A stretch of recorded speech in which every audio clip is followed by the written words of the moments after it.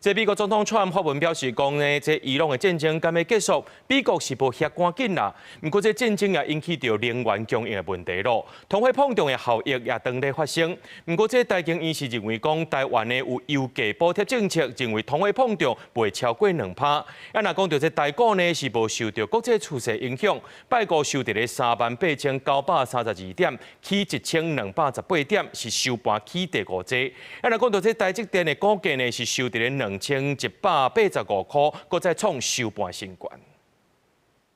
美国费城半导体指数创高跳起1万点，嘛带动台股拜五一直攻起的天崩。日是台股以37862点开出，早末收复38000点，上关伫38989点，收盘伫38932点，起1218点，创史上第5大收盘起点。因为金管会放宽台股股票型基金，台股主动 ETF 投资单一个股有关比重对10%提升到25%，刺激台积电股价开关进度。现在呢放宽了以后呢，那这个个股来讲的话，那当然对于他们的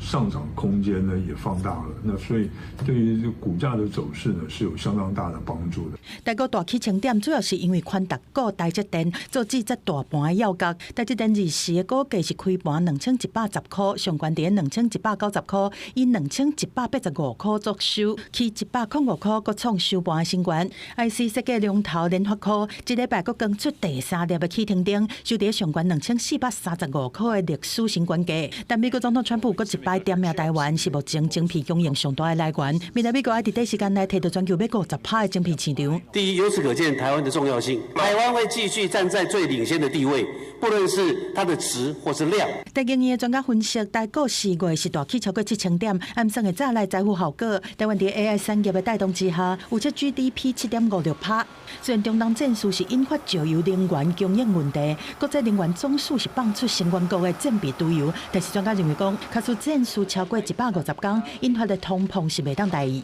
停滞性的通膨是指2位数以上的物价上涨，经济停滞衰退，物价2位数上涨，民众一定受不了。台经院认为讲，台湾因为有油价补贴和电池停起这政策，加起来今年第一季 CPI 年增率1.23%，暗算袂冲破2%，但是佫要观察地缘政治和贸易政策的变数对续落来景气的影响。记者综合报道。